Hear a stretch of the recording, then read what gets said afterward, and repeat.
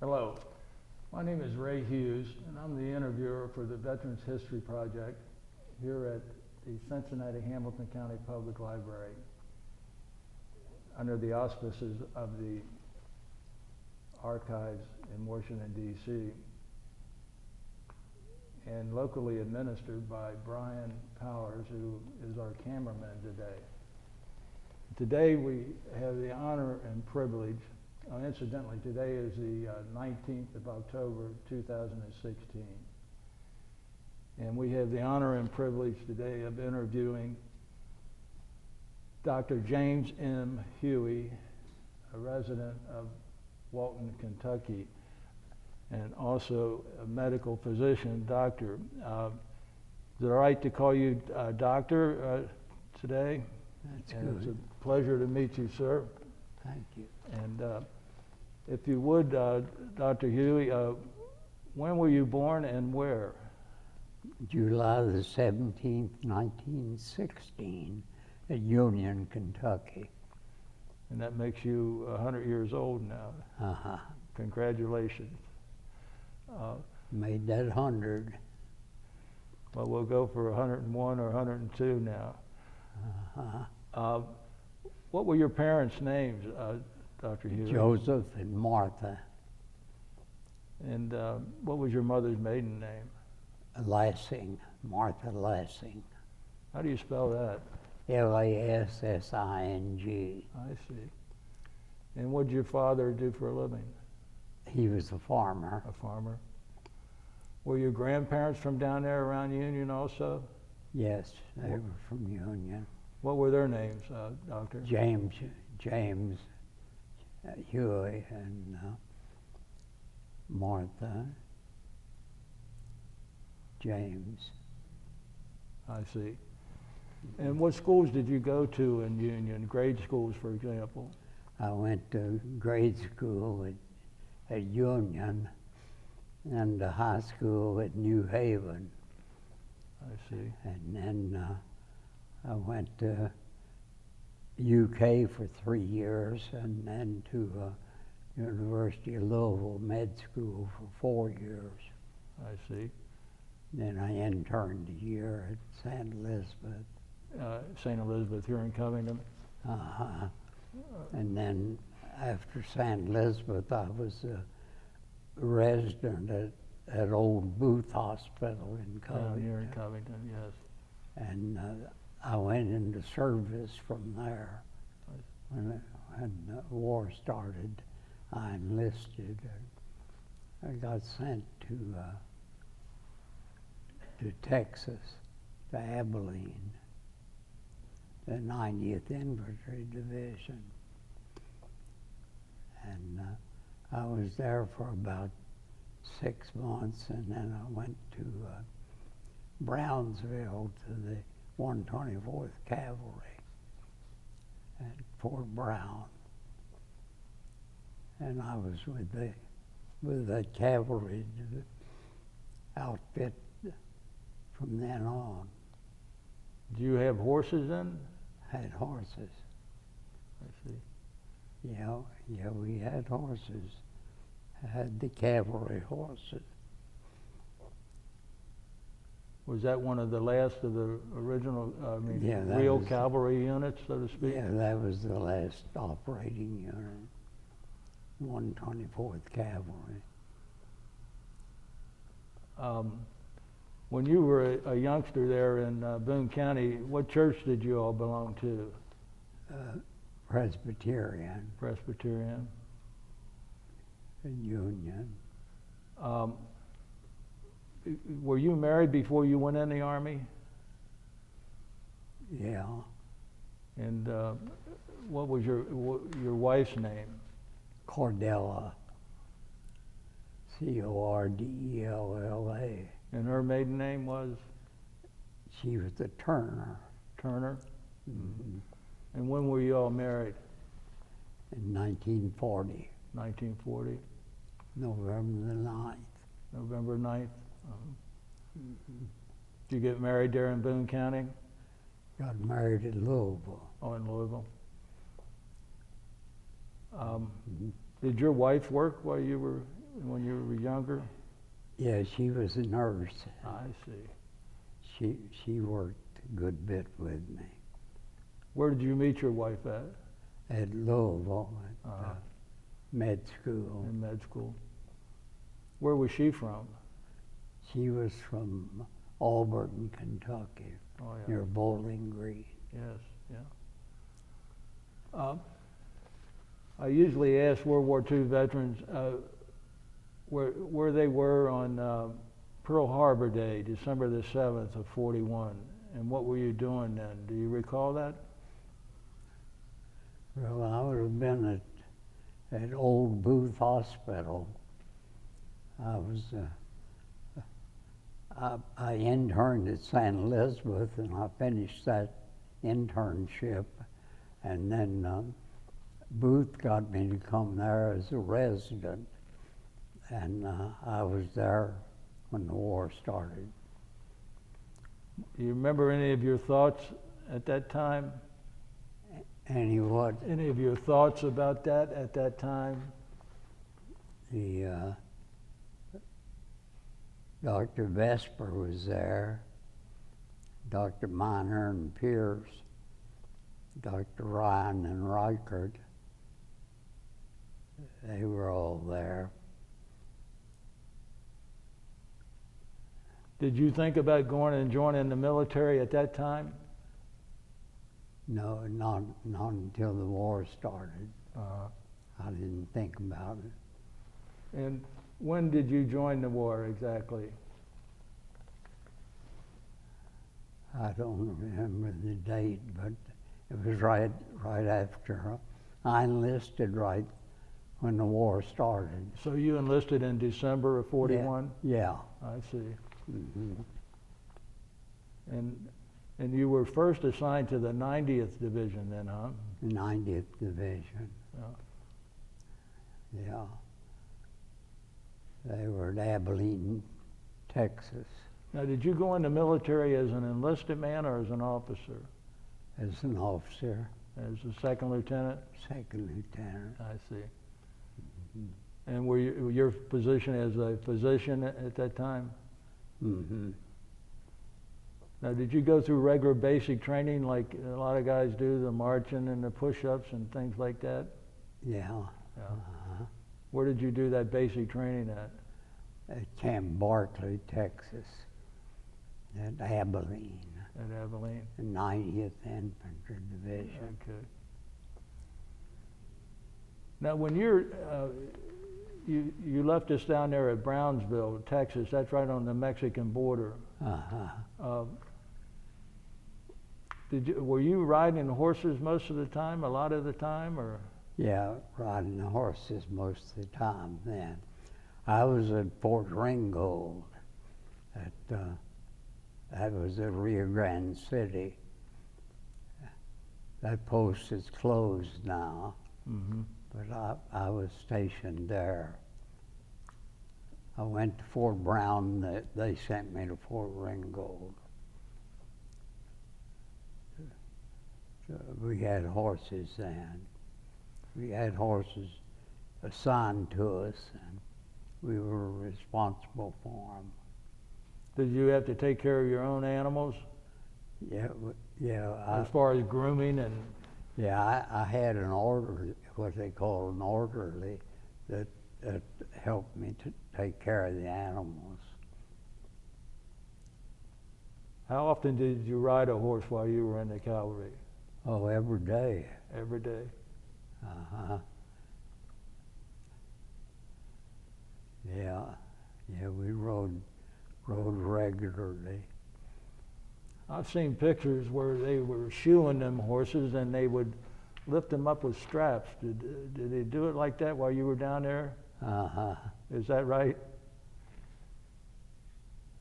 Yeah, that was the way they did it. Now, who took care of your tack and your saddles and stuff like that? Well, I had what they called an orderly, Uh-huh. and he looked after my things. I see. Now, you were responsible also for the health of the men there?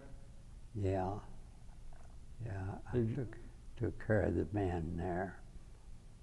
Do you have very many health problems down there in Texas? Not very many. And how long were you at Brownsville, Texas? How How long were you down there at Brownsville, Texas? well, I was in Brownsville.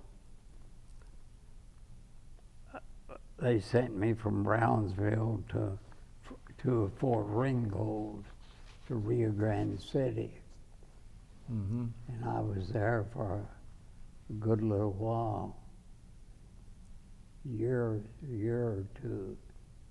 Where's that at, Rio Grande City? It's up the border from Brownsville, about 100 miles up the border. Okay. And that was where Fort Ringgold was. Did you still have horses at that time while you were up at Ringgold? Yeah. Yeah, we had horses. They've closed that post now, Uh-huh. because we had twins while we were there. And we lost them both. They didn't have much treatment for them, and they were buried at Fort Ringgold. Your wife was with you then at Fort Yeah. Ringgold? Oh, I didn't realize that. Yeah, she was there. Was she with you at Brownsville also? Uh-huh. I see. And was she in the military or a civilian? Civilian. Civilian. Mhm. Then we went to Fort Riley, Kansas, and went overseas from there. You remember when that was? I don't remember the date. That was. I know we went. She drove to California to see me off. I know. Where did you leave from in California? We left from Riverside. Down around, that's around Los Angeles, isn't it? Uh-huh. Yeah. Now, did you take your animals with you at that time, your horses, or what? We didn't have them after we left. I see. Now, you're in the 124th Calvary still, though. Yeah, still 124th. Yeah. So you left the horses here in the States and you didn't have them overseas? Didn't have them. Now, was that? We had a bunch of mules for pack animals. Uh-huh. We had a good many mules. Now, were you the last Cavalry unit on horseback? Uh-huh. The 124th. Mm-hmm. So you left Riverside for overseas. Where did you go? We went to London and to Melbourne, Australia, and to India, and then to Burma. Did you stay in Australia very long? No, not very long. Mm-hmm. Now, were you carrying the mules with you on board the ship at that time or not? I think they were carrying some of the mules. Mm-hmm. And from Australia, you went to India? Mm-hmm. What was the first place you hit in India? Karachi. Karachi. Did you go by ship to India? Yeah, to Bombay, To Bombay? and by train to Karachi. And how long were you in Karachi? Not very long. I see. Not very long. And from Karachi, where did you go? We went to Burma, to China, and Did you stay in Burma very long, or what? we were in Mitsunal, and What? at Myitkyina, Burma. Right. We were there, Mm-hmm. and then we walked from Myitkyina to Shanghai. We weren't in Myitkyina very long. Now, were you marching over the Burma Road, the Lido? Burma Road. Yeah. And how far did you have to march there? We marched about 400 miles altogether, but we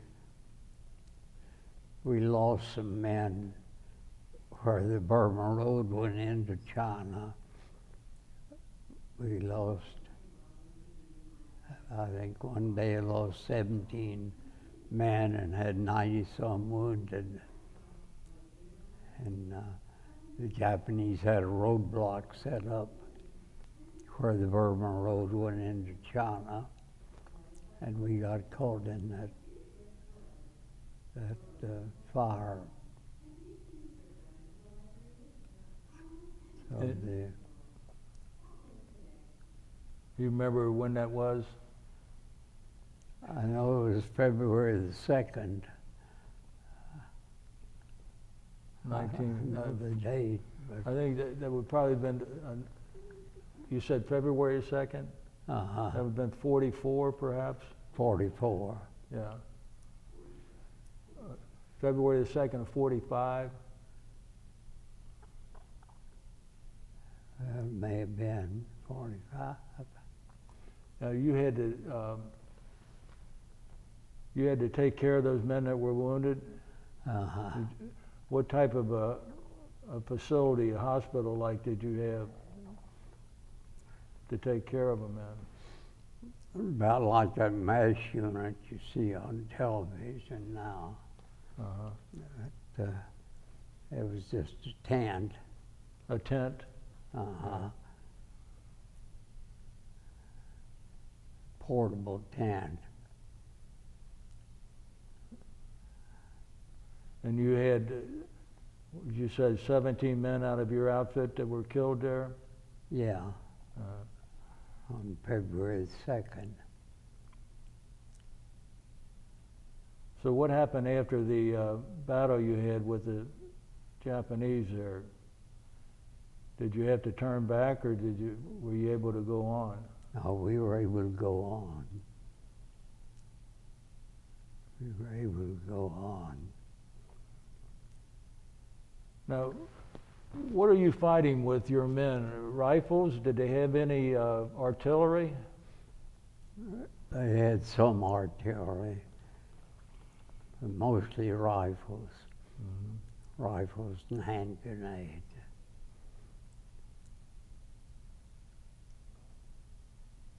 And after you got past that battle there, where did you go? Well, we went into China, Shanghai. We were there a good little while. Did you ever travel by any airplanes while you were over there? Try to what? Did you ever travel in an airplane while you were over there? Yeah. Where was that at? Do you recall? Well, they'd fly from Myitkyina, fly from Bombay to Myitkyina by air. After you got in China, did you travel by airplane any? Yeah, they'd fly with open door airplanes, because Chinese would push each other out of the plane. They'd lose a good many Chinese in the flight. Did they have parachutes on when they pushed them out? No, Why are they pushing them out? they just thought it was funny. Is that right? Uh-huh. Wow. Now that's on a C-47, if I remember right. Uh-huh. What they called a Goonie bird. Yeah. Yeah. Yeah, they had an open door. and they get them close, they just push them out. Now these were friendly Chinese or They were friendly. and they killed their own people? Yeah, they kill their own people. They had no sense of value of life. Were you ever in Kunming, China? Uh-huh. Yeah, I was in Kunming, Shanghai. And were you in Chongqing also? Uh-huh. I was in good many places in China. Did you have to care for any of the Chinese troops? Yeah.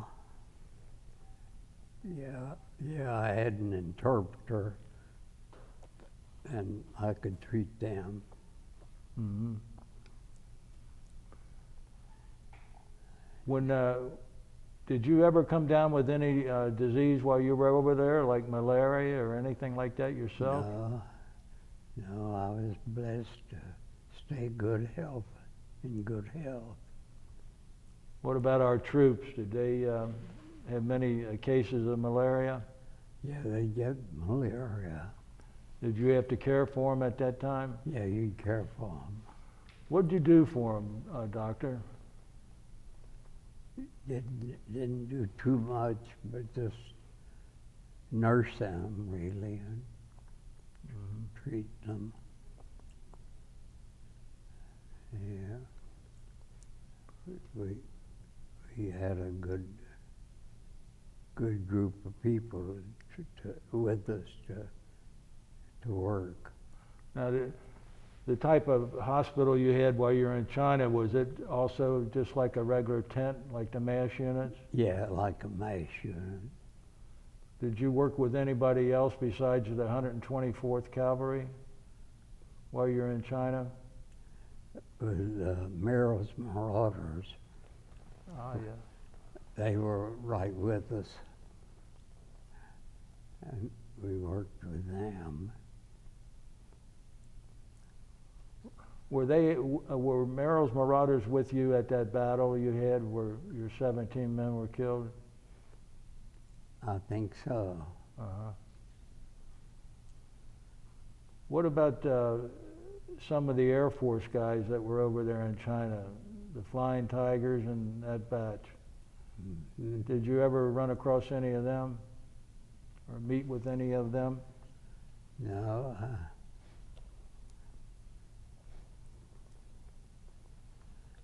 I talked to one fellow flying a plane, and he called the wife when he got the phone and told her he talked to me, which was real nice. She was glad to hear from him. Where was your wife at? What city all this time while you At were? Walton. Oh, she was in Walton. Mm-hmm. I see. Now, did you have any other children at this time besides the twins you mentioned?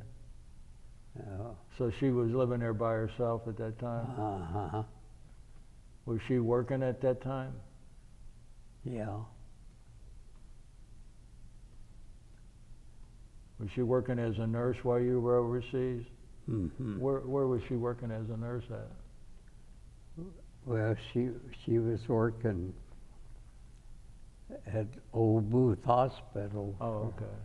a good while, and then she got working in a hospital in Texas, at Abilene, Camp Barkley. She worked there as a nurse. Well, I'd like to get back to that Burma road again. How many encounters with the enemy did you have while you were on that road, going from India through Burma to China? Well, you have an encounter every day with some of the Japanese because they would leave sharpshooters and marksmen. Snipers. They would leave them along the road to get up in trees. And you'd have them to contend with. Was that road like you see all the pictures, winding like this? Yeah, it's real windy. And you're hiking it on foot? Uh-huh. Yeah, it was real curvy road. Did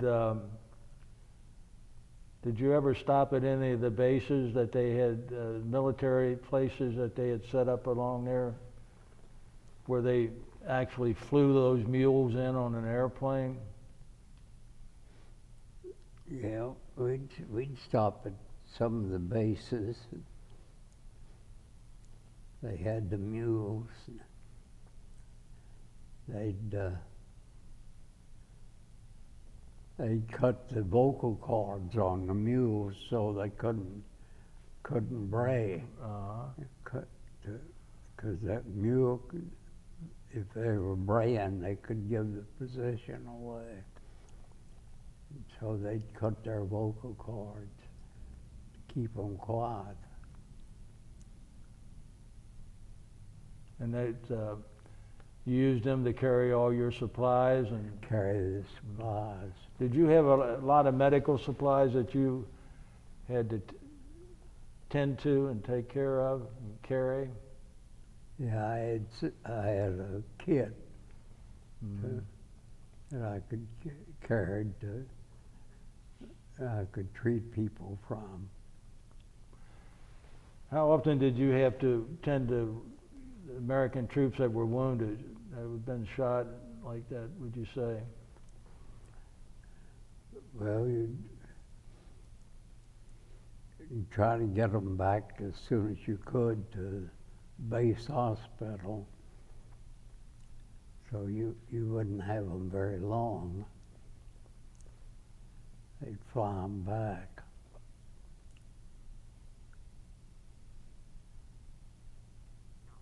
While you were there on that Burma road, did you ever see any of the helicopter? Did you see a helicopter while you were over there? Yeah. Yeah, they'd fly them in. They'd fly the wounded out. Yeah. That was another first for you. That was the first time that I was curious about that, because that was the first time they used helicopters to evacuate wounded. Was there? Yeah, that's the first time. And they used planes with open doors on them to fly them in and out. Now, how long did you spend with the Merrill's Marauders? I don't know. It was several months. I don't know exactly how long, but they were fighting alongside our Mars task force. Our force was called the Mars, M-A-R-S. Mars Task Force. Okay. That was the 124th Cavalry. And then Merrill's Marauders were fighting alongside us. Did you meet Merrill himself? Yeah, I met him. Yeah. You must have been the only doctor there then. Yeah, pretty much. Because I don't think Merrill's Marauders had a physician with them, did they? No, I don't think so. You cared for a lot of his men also?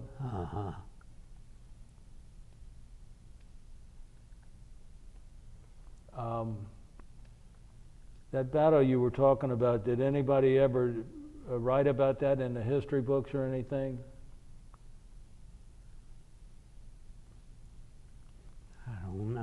I don't know. So it would, if there was, it would be under the Mars task force, and I would imagine. Yeah.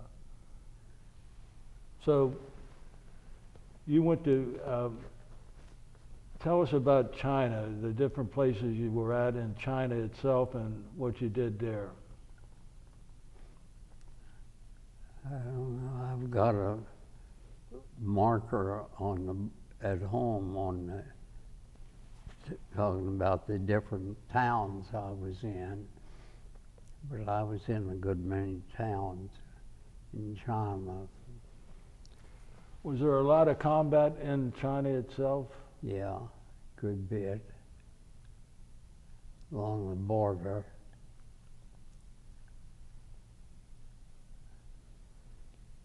The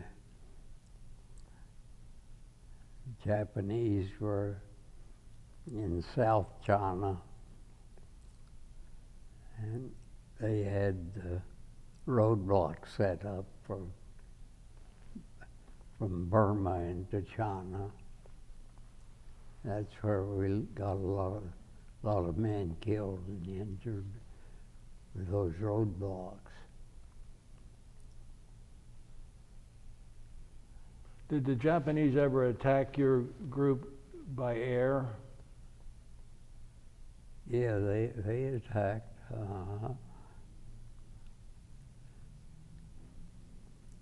Yeah, we lost that one big bunch of men to the Japanese. That was on the roadblock on the Burma Road. I think we had 17 men killed and 94 wounded one day. We had a bad day. Did you yourself ever get wounded while you were there? No, I was blessed. I didn't get hurt. And what rank are you while you were over there at that time? I was captain most of the time, and major some of the time. I see. I was going to ask your son if he had any thing that we should mention here also. You could tell him how come you went to Fort Brown in the first place. Why they sent you to Fort Brown?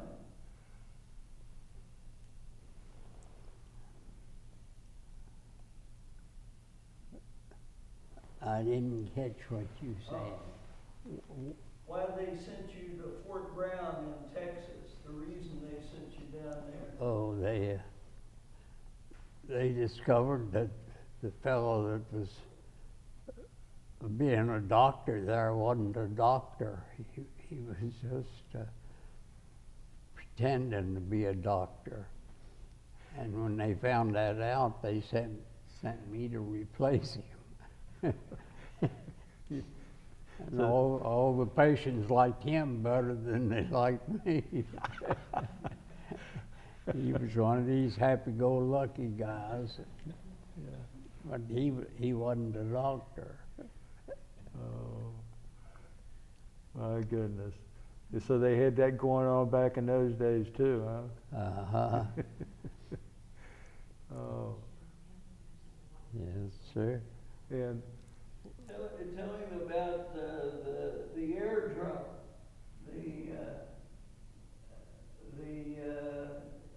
the town leader being hit in the airdrop. Yeah, he got hit with he got hit and got his leg broken with an airdrop. where was that at? I was in Burma. In Burma? And who was it that got hit? What did they do, parachute something out of an airplane? Uh-huh. Where was that at? In Burma? In Burma. Who was the guy that got hit? He was a Burmese chieftain, head of the village. He got hit, got his leg broken. And, So they were dropping supplies to you while you're on that march?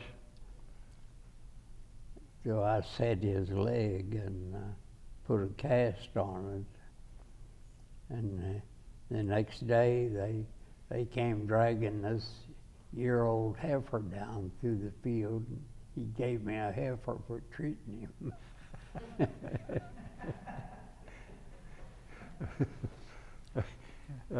You don't remember the name of that village, do you? No, I don't. What'd you do with the heifer? Ate her. Well, that's good. You made good use of her.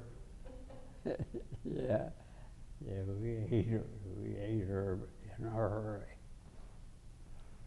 Now, how often they would be flying like a C-47, which was usually what they drop supplies with over there. How often did they drop you all supplies?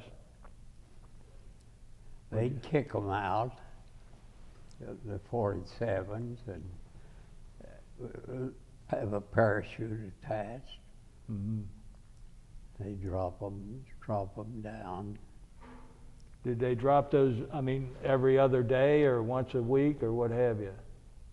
Yeah, just according to our needs. I see. Now that's a 400-mile walk you all did. How long did it take you to walk that, would you say? I don't know, probably a month. And that weather is pretty hot and humid, ain't it? Yeah, and we were contending with the Japanese snipers. They'd put a sniper up in a tree to shoot at you. And so you had to contend with them. That slowed you down. Mm-hmm. But we'd make pretty good time. Now that's not just like walking straight down a road, is it? You're going up and down and around. You're in the mountains of Burma, correct? Yeah, it was in the jungle and mountains. The animals had little pathways through the mountains, and usually you'd get on one of them to walk. Did you ride on one of the mules sometimes through there, or not? No, I never did. Just followed them? Mm-hmm. So, after you get in China, what cities did you spend most of your time in? Well, I guess Shanghai. I spent a good bit of time in Shanghai. They had a bunch of English people there that they had imprisoned, and I took care of them. Took care of them through there. Where were you at when the war was over in August of '45? Were you in Shanghai still when the war was over? China. Do you know where you were at and when you heard about the first atomic bomb dropping on August the 6th of '45? No, I think I was in Shanghai. Did you know what damage that bomb had done then? No, I didn't realize it had done that much. And then when they dropped the second bomb on August the 9th, do you recall that? Yeah, they, and we knew they were doing the damage. Did you have any idea, though, at that time, being in China, how many people were killed with those bombs? No. No, you didn't realize how much damage they could do. Were you still in China when the Japanese surrendered? Uh-huh. That would have been August 15th of 45. And Mm-hmm. were you associated with the Air Force much while you were over there? Not too much. Not too much. Did you see any of the B-29s while you were over there? The big aircraft? I think so. Uh-huh. What friends did you have while you were in the 124th? Friends. Friends. Yeah. Well, I had my little group, like a May student, Mm-hmm. that were friends. They followed me. They came home after I did. Some of them looked me up in Walton. Were they doctors also, or? Uh-huh. So they were there. When did you leave China? Do you recall that? I don't remember. Around November or I think November. November of 45? Where did you go when you left China? Well, I came to New York.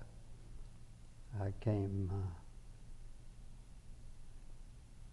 I can't think of the name of the place for it, but I flew into New York. So you left Shanghai flying? Uh-huh. Where did you land first, though, before you got to New York? Newfoundland, I was there. Where? Newfoundland? Uh-huh. I stopped there on the way, and then into New York. Where?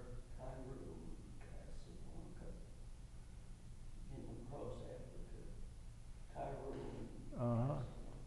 So you flew across Africa. Africa. Yeah. Cairo. Yeah, I was in Cairo, Egypt. So you came back through northern Africa and across the Atlantic Ocean. Uh-huh. Yeah. Yeah. And you're flying the whole time, huh? Mm-hmm. And it probably landed in South America too. Yeah. Is that Yeah. Newfoundland? Oh, okay. Oh, okay. So then he flew out of Africa north into Newfoundland, and then into New York City. Mm-hmm. And what'd you do when you got back to the United States? Called the wife the first thing. That was number one. Then I made plans to fly from New York to come home to Union or Walton. Could you land at over at the airport now in those days? Uh-huh. Did you land over there in Boone? Oh, you come back by train? Mm-hmm. Okay. Came back by train. Yeah. And you ended up down here at the Union Terminal then, huh? Mm-hmm. And that's where your wife met you? She met me at the terminal. I see. Now, were you still in the service then? Uh-huh. You hadn't been discharged yet? No. I see. And when were you discharged? Well, wasn't too long after that. I don't remember the date though. So it actually discharged in November of 45. Yeah. So what did you do after you were discharged?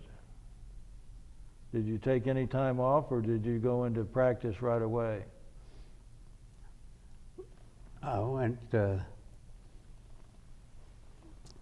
well, I got home and I had a group of people from Walton come to want me to open an office there.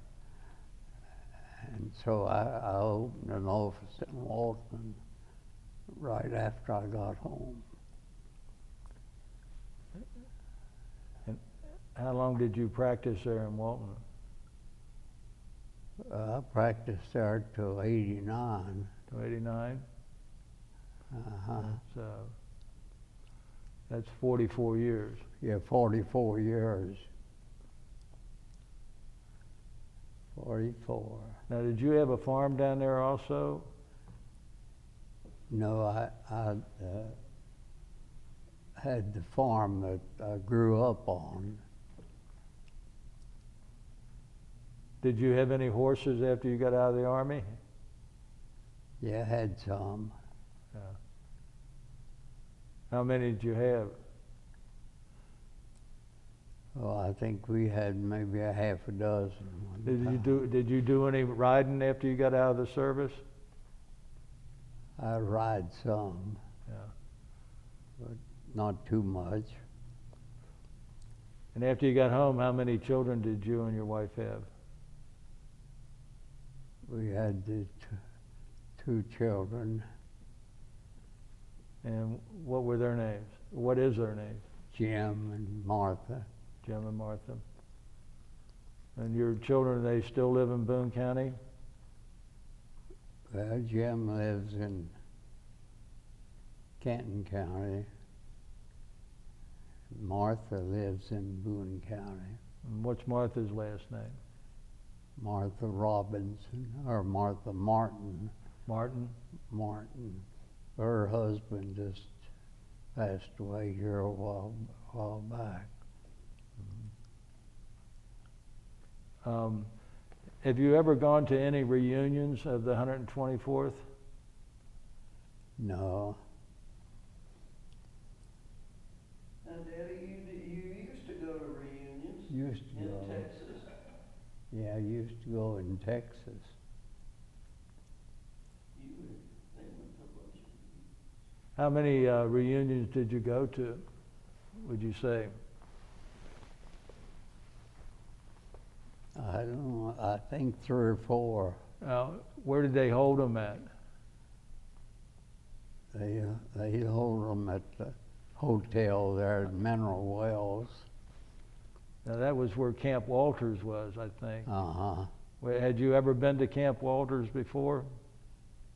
Yeah, I'd been there before. Uh-huh. Tell him about Lord Mountbatten. About what? Lord Mountbatten. Yeah, Lord Mountbatten. He came to a reunion. I think Jack Warner got him a plane and brought him to Texas for a reunion. And he had a good time. Now, Lord Mountbatten. Lord Mountbatten, when he was part of the fighting over there, wasn't he? And Yeah, he was part of Merrill's group. was he there when you were over there also? Did you see him while you were in Burma? Mm-hmm. Did you ever talk with him while you were over there? Yeah, What kind of a fellow was he, would you say? he was a nice fellow. He was a nice fellow. how did, you said Jack Warner. Jack Warner was a movie producer, wasn't he? Was what? You said Jack Warner got Mountbatten to come Yeah, to. he was in the cavalry. It wasn't the music, it wasn't the movie. Oh, it wasn't a movie guy. This Jack No. Warner was what? Just a friend, and one of the Uh-huh. guys you served with. Yeah, I see. yeah, he's from Tuscaloosa, Alabama. Well, he must have had some real connections to get Lord Mountbatten to come to one of your reunions. Yeah, the wife always remembered dancing with him, with Lord Mountbatten. We had a reunion. He was there. Mm-hmm. He was a nice fellow. Now, how long was he with you guys when you were on the Burma China Theater? How long was Mountbatten? With you over there? Well, he was kind of heading the thing for a year or so, I guess. Mm-hmm. So you had a lot of contact with him while you were over Mhm. there.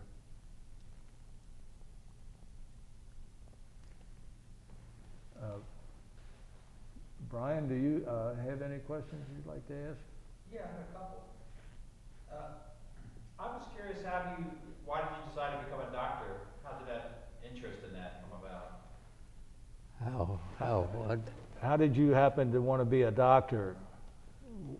What made you think about being a physician? My grandfather was a doctor. My mother's father was a doctor, and that put it in my mind to follow through. But he was a doctor at Union, And what was his name? Lassing. Yes. What was his residency? When he did his residency, what was his residency in medical school? And what do you mean, what was his residency? Where or what he was doing? What was he doing in his residency? What were you doing during your residency? I was at Booth Hospital. What kind of residency? What were you studying? That was old Booth Hospital. I was staying. There's a house right across the road from the hospital, and we had a room there. But I was in Booth Hospital. I had a room there. But what kind of studying were you doing? You choose a residency like surgery or something like that? He says, what type of services were you performing? Some are surgeons and some are... I was doing a little of both. That's right. Medical surgical mash. It's a residency. On his prescription pads, it said James M. Huey, physician and surgeon. Okay. That's what.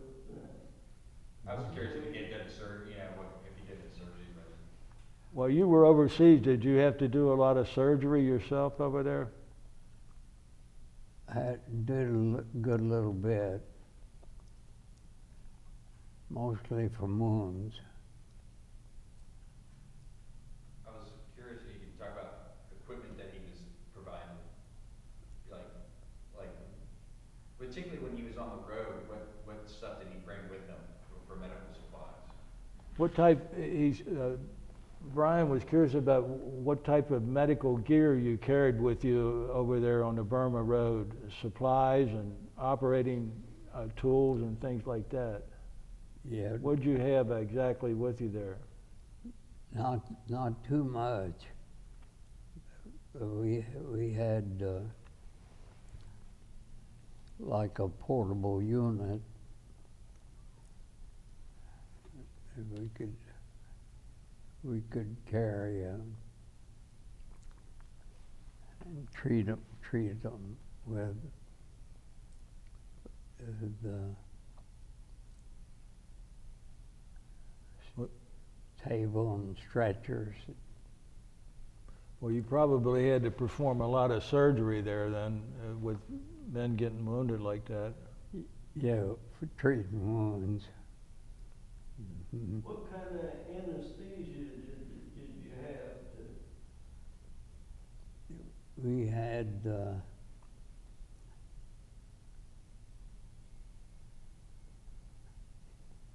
IV anesthesia. Pentothal? You had pentothal and Mm-hmm. morphine?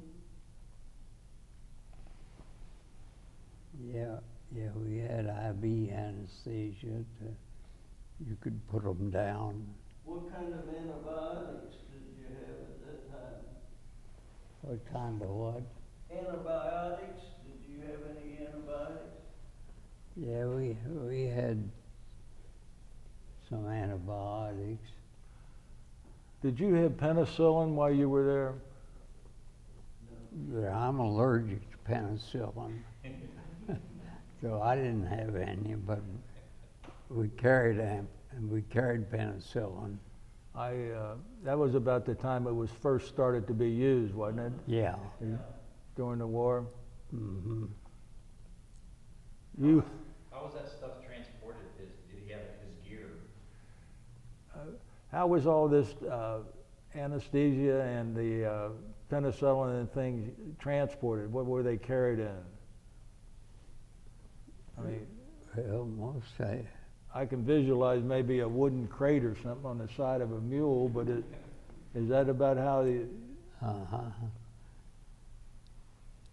Yeah, that's about the way they carried them.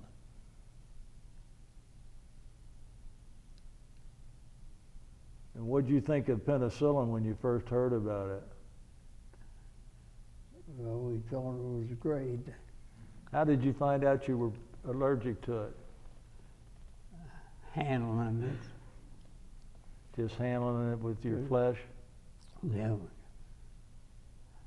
I found out, I think he maybe gave somebody a shot and found out I was allergic. Broke me out.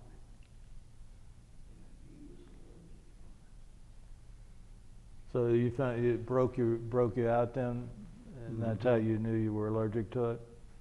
Uh-huh. What was the purpose of penicillin? For antibiotic. Yeah, that was a treat-all antibiotic, really. Before that, you just mainly had sulfa drugs, didn't you? Yeah, before we had sulfathizole.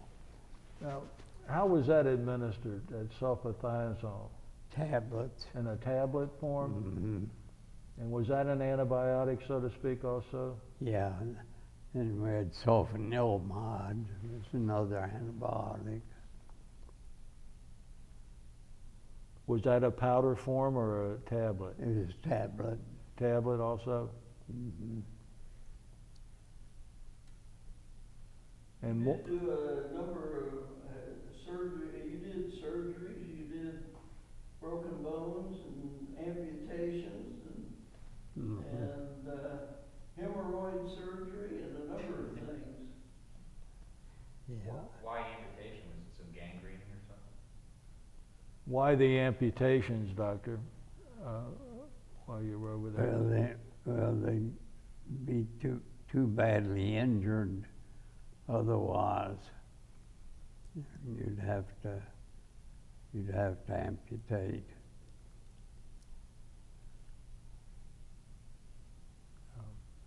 There's a lot of horrors of war, you know, that you were involved in.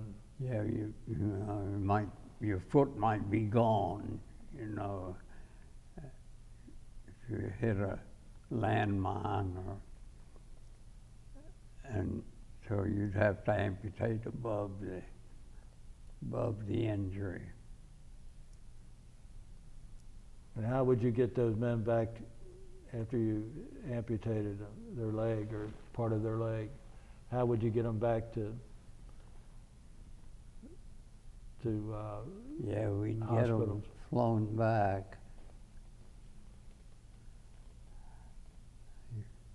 They'd fly back.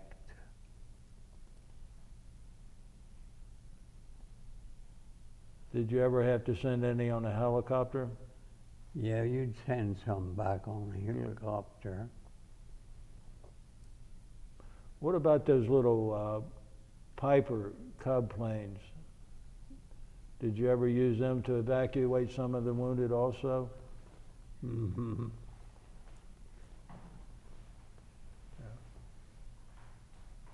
How many people were on the Burma Road when they were moving? How many people were there? When you guys were marching over the Burma Road, how many men would you say was involved with your group, the Mars Task Force? Oh, it'd be a good many. I think you told me you had 300 or 400, Yeah, 300 or something. I think about 2,400. How many men were actually in the 124th with you? About 800. So you had all 800 of your men marching on the Burma Road? Yeah, we had a good many. Plus Merrill's Marauders. Uh-huh.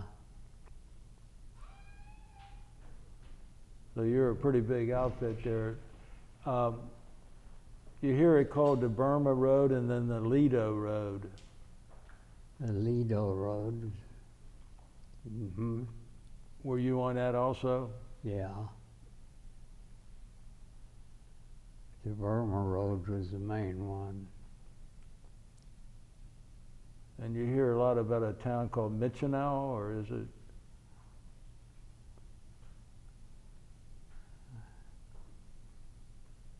Michinau was in Burma. Right. Was that on the Burma Road itself or not? Mm-hmm. So I think we covered that it was 400 miles that you all walked. And, and how long of a period of time would you say that was? About 4 months. Uh-huh. I was wondering when they would stop for the night, would they just had stayed in tents? At nighttime, when you went into bivouac or camp or whatever, did you set up your tents at night every night? Well, usually every night. Or did the men sleep out in the open, or how'd that work? If it was raining, they tried to set up a tent. Mm-hmm. Were you ever there when the monsoons hit? Yeah, it would rain buckets in India when it rained. It would just drown you out almost.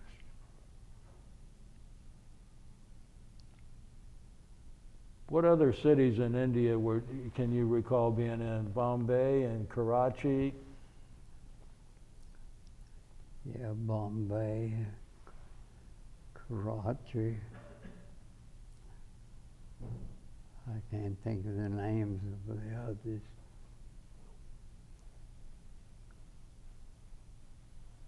Did you ever get up around Nepal or Tibet or any of them places? In northern India? Did I ever do what? Get up around Nepal or Tibet? Yeah, I don't think I was up there any. What was his general What was your impression of India, your first impressions of India? Poor and hungry. A lot of people, a lot of kids begging. Yeah, A lot of disease. a lot of disease. You hear so much about these sacred cattle over there. Did you ever see any of them? Mm-hmm.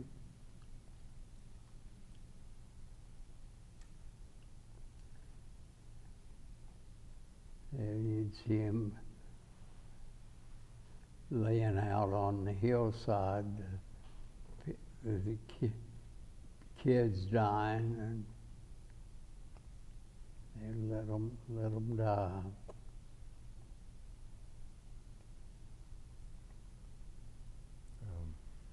Yes, sir.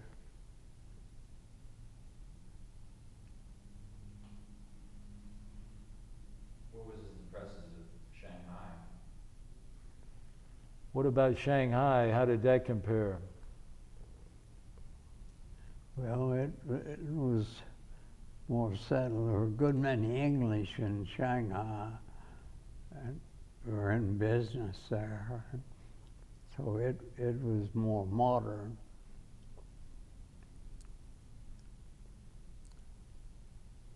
Did you ever have any dealings with the Chinese communists?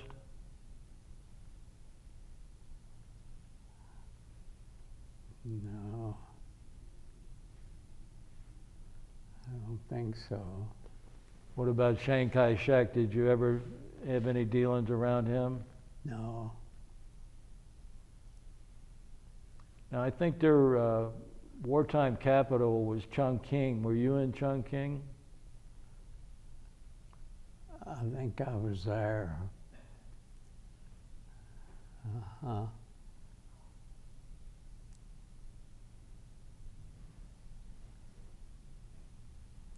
Yeah, we went through there. You know, one question we usually ask veterans of World War II, what do you think about us dropping the atomic bombs on Japan?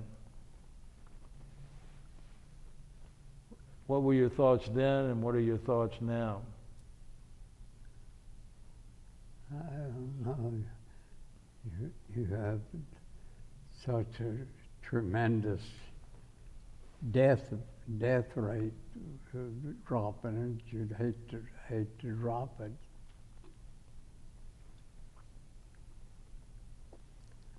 But sometimes that's the only thing that impresses them. At that time, did you feel it was necessary? Yeah, I felt it was necessary then.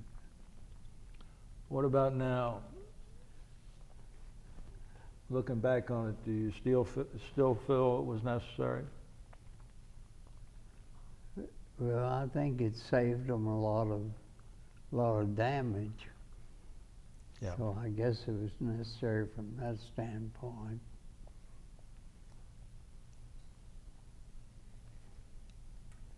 Well, I just really have one last question. Yeah. What kind of food was he eating when he was over there And in Burma? when you were on the road, on the Burma road, what type of food did you all have? Well, we had canned stuff, food. Did you have like K rations or C rations? Yeah, I had like K rations, C rations. What's in a K ration? Do you remember? I know it was in a box. I don't remember what. Yeah. Did you smoke cigarettes at that time? Yeah. Did it carry cigarettes in it? Yeah, they furnished us cigarettes. I had a hard time to quit smoking. And they when I got home, I finally managed to quit, but I had a hard time doing it. I started smoking a pipe. That helped me, and then I quit the pipe, and I was off of them, but it was hard to break that habit. Hard to break. Did you smoke before you went in the service? Mm-hmm.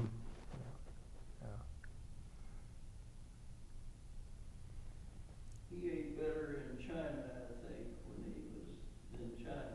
The food in China was better, wasn't it? Mm-hmm. What No.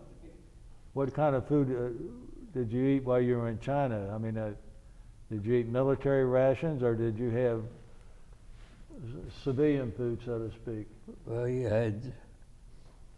had civilian and military both, but civilian a lot.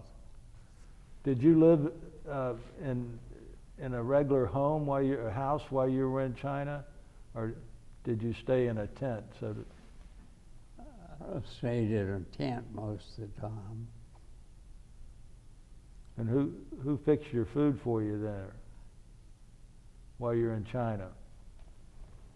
Well, we had somebody taking care of that, but the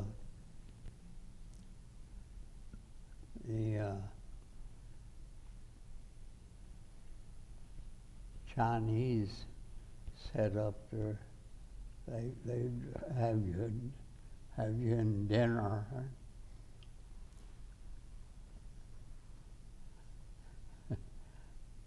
I remember some party they had some little things like peanuts, and I was eating them, and they were so good, and I asked the fellow what they were, and he said they're grub worms.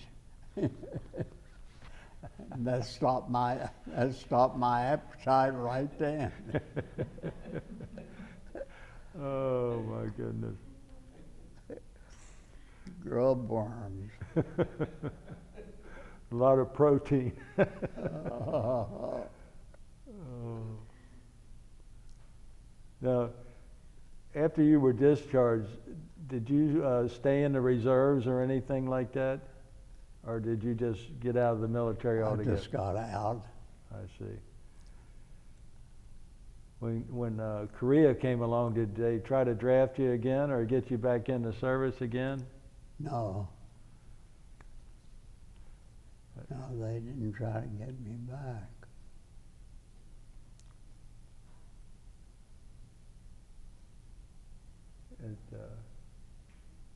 Right. Daddy, tell him about me, how long it was before you knew I was born. How long it was before you knew I was born. I was born while you were over there. Yeah, it was. Oh, when were you born, James? I was born September 5th, 1944. September 5th, 44. I think I heard the 11th you were born. What? The 11th of September he found out about me. I think so. Yeah. How did you find out?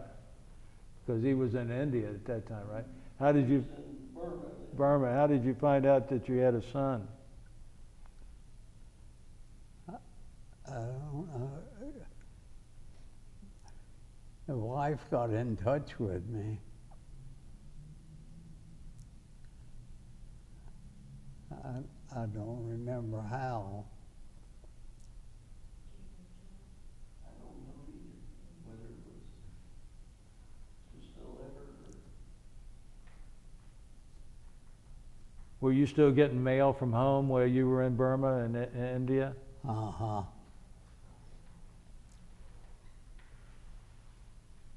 Yeah, still getting mail from home.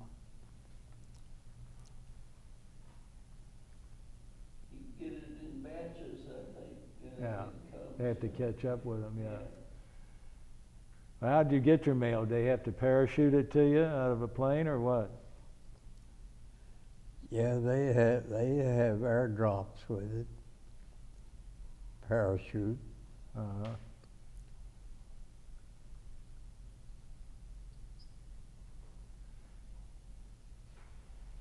Well, I just had one last question. He talked about they had snipers on the road. Yeah. Was anybody, did he get to treat anybody who got wounded from a sniper? Did he get to treat? Oh. Brian asked if you treat a lot of any soldiers that were shot by the snipers. Yeah, you treat some. Mm-hmm. How often did you have a sniper's problem while you were on that road? Oh, you'd have them every day. You'd have them every day. Was anybody else treating the wounded beside yourself? Yeah, I'm sure they had more than one group. You were the only one in your group, though. Uh-huh.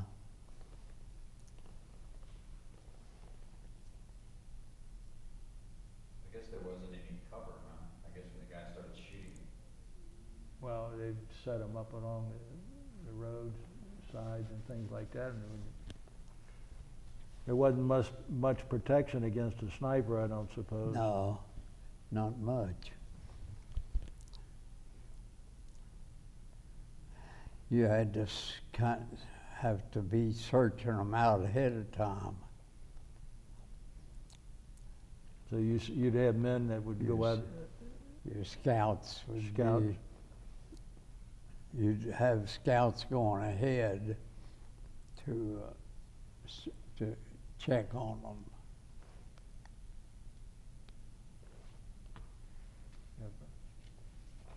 The battle, how many people got wounded in the battle? You mentioned how many people got killed. 90, you said 90 were wounded and 17 were killed in that one battle you were in? Uh-huh. Yeah. So, I mean, did he have I'm assuming he had assistants or he had nurses or something? You had to care for most of those people. Mm-hmm. So you, I had an assistant. and you probably had a lot of nurses. Did you have male nurses or female nurses? Mostly male. Well, You had a medic working with you too. What was the medic that was with you? Joe Downs. He wasn't a doctor, but he was a trained medic. He was with me. His name was Joe Downs. Downs. Was he in the 124th also? Uh-huh. How many people were working with you then when these wounded would come in, would you say? Oh, probably a half dozen. Half a dozen. Now, you didn't have any females with you, did you? No. No, all males, all men. Mm-hmm. Was he, was it kind of like on MASH, where was he, during the battle, was he like in a tent treating people, or was he more out? I mean, I don't know what kind of wounds he was. Well, were you out on the trail when some of these guys were wounded, or were you back in your hospital tent? I was out on the trail. Yeah. 'Cause we had to be careful, because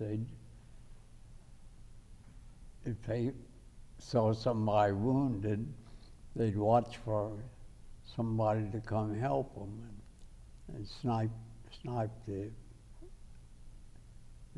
ones that were helping. Right. So you had to be careful in particular.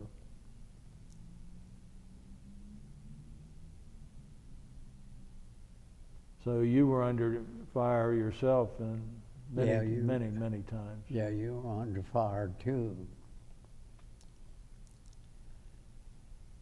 Tell him the only injury you had, Daddy. It wasn't in combat. The only injury I had was a 5-gallon can of boiling water turning over on my leg. And I got a pretty bad burn on my left ankle. But it healed. Where'd that happen at? That was on the trail in Burma.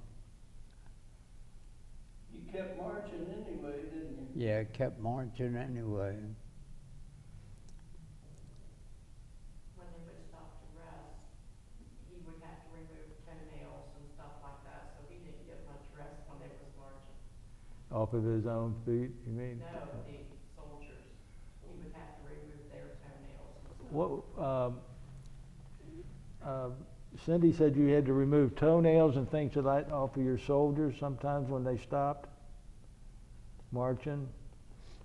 Well, you'd have to work on their legs, sometime ingrown toenails, and take them off. And sometimes support their legs. They were pretty good, all in all. Did they have much trouble with their feet on those marches, though? No. Sometimes they'd shoot themselves so they could stop walking. They'd shoot themselves in the foot.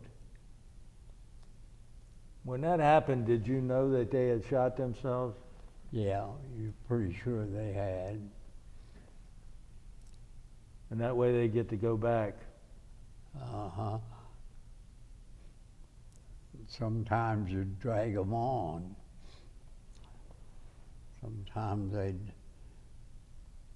rig a couple of poles and hook it to a mule and have a kind of a carpet bag on the poles, and you carry them that way. You just drag them.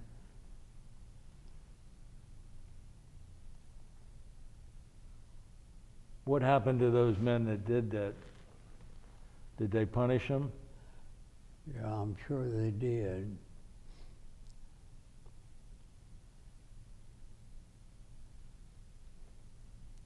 Sometimes the worst they could punish them was to make them stay with them. Mm-hmm.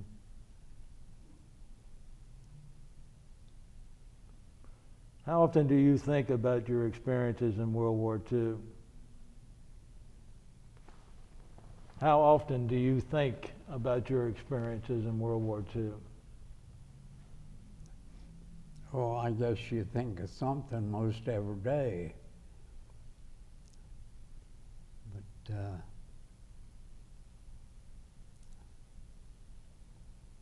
get the detail probably once a month or something, but little things remind you.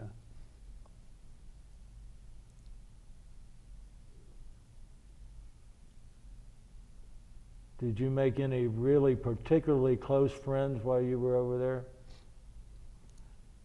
No, not too many.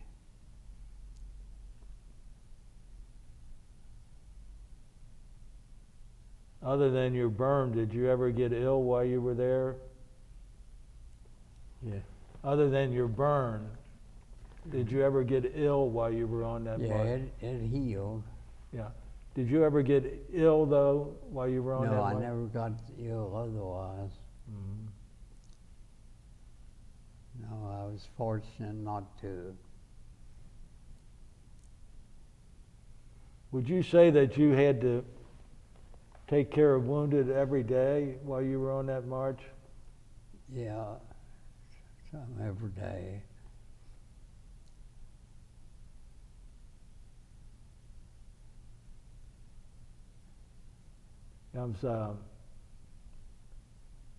Did they try to get you to become a surgeon then when you came back? No, I don't think so. Because you had a lot of experience operating on people. Uh-huh.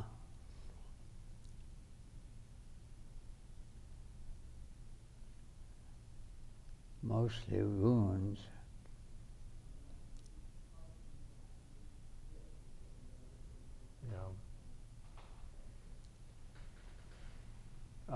Jim, is there anything else that you'd want to add? This is I can't think of anything else. Cindy. Yeah, sir. Well, I want to. This is the close of our interview, and I want to thank you so much for allowing us to have this interview, and I also want to thank you for the service you did for our country. Thank you. Thank you so much.